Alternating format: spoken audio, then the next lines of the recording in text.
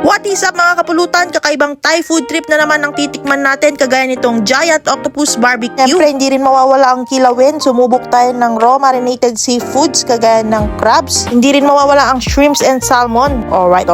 Titikman din natin yung grilled duck with rice nila. Dito lang yan sa Suk Siam Street Food. Located sa loob ng Icon Siam Mall, Bangkok, Thailand. Alright. Halos lahat ng klase ng Thai food makikita nyo dito mga kapulutan. May ostrich barbecue, crocodile barbecue, deer barbecue, iba't ibang klase ng fried rice and seafoods. Marami kang pwedeng ma-food trip dito, andito na lahat ng hinahanap mo. Kaso napansin ko parang mas expensive siya kumpara sa mga ibang pag-food tripan dito sa Bangkok, Thailand. Siguro nasa loob siya ng mall kaya mas mahal yung mga benta nila dito. Pero worth it naman kasi andito na lahat ng hinahanap nyo. Heaven mga kapulutan sa mga seafood lovers dyan kagaya ko. At kung mahilig kayo sa kilawin, perfect na perfect dito mga kapulutan. Alright. Kumuha ko ng raw marinated seafood for 400 baht. Grabe. Sa ibang night market, 300 baht yata to, pero dito kasi kami unang nagpunta. Pero kinuha ko na kahit mahal ba kasi hindi ako makatulog pag uwi ko ng Pilipinas pag di ko natikman to. Mag-uulam na lang ako ng tuyo ng 1 week. Aray ko, charot lang mga kapulutan.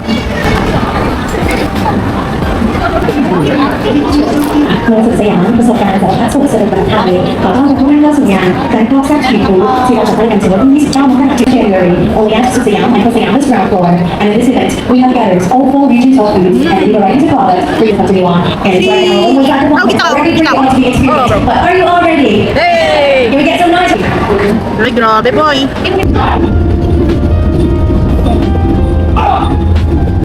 Minute ko na mga kapulutan, medyo maingay na may nagpa-perform kasi ng Muay Thai sa stage. Pero di ako nanonood, nakafocus kasi ako dito sa kinakain ko. Napakasarap. Gumawa ako ng ganito one time pero after 3 days ng pagbabad ko, grabe yung alat niya. Dito sa kanila parang wala nga masyadong lasa kaya siguro nagbigay sila ng dipping sauce, yung kikoman tas wasabi, pati yung green chili sauce. Wala din ako nalasahan na lansa kasi nakita ko sa marinate merong garlic and chili. Ang solid pa nung aligi nung crab mga kapulutan, pulang-pula. Worth it naman yung bayad ko. At least natikman ko to mga kapulutan. Makakatulog na ako ng mahimbing. Alright.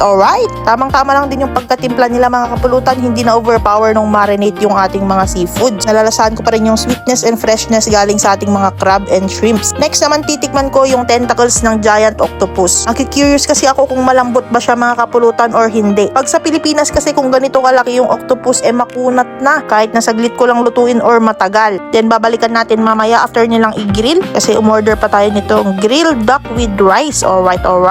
Grilled duck rice. 130? Okay. Tapong ka. Yan yung in-order natin mga kapulutan. Grilled duck rice. Sheesh. With soup. Okay. And for last but not least, amazing performance. Don't forget to Grabe, nanood yung lasa sa loob mga kapulutan. Very tender and juicy. Partneran mo pa itong binigay nilang chili sauce. Sheesh. Alright ka dito mga kapulutan. 130 baht pala tong in-order ko. Pag kinonvert sa peso, 247 pesos. Worth it naman yung bayad kasi napaka-flavorful nung pato nila. Then binalikan ko na tong pinagrill kong giant octopus tentacles. Pinapili ako kung barbecue or chili. Sabi ko mix na lang para medyo sweet and spicy. Alright. Dito talaga sa Thailand, hindi mawawala ang spicy sauce mga kapulutan. Napka! Octopus! Tapos nakita ko dito sila ate na nakasama natin sa tour. I-approach natin kasi naman tayo mga Pinoy, mga friendly tayo Alright. Hey ate! Hello! Yeah, bulutan! Sasarap naman pagkain dito. At yun, nakabalik na ako dito sa table namin. Medyo nahirapan ako kasi maraming nanonood sa Muay Thai show mga kapulutan. Di ko pa alam kung paano ko kakainin itong giant barbecue ko mga kapulutan kasi napakalaki. Baka mangkadagsul ako dyan ng lumalabas na tao Alright. Grabe, napakalaki mga kapulutan. 200 baht per stick pala to mga kapulutan. Pag kinonvert sa peso, 380 pesos. Kaya yun, tikman na natin kung ano bang lasa niya.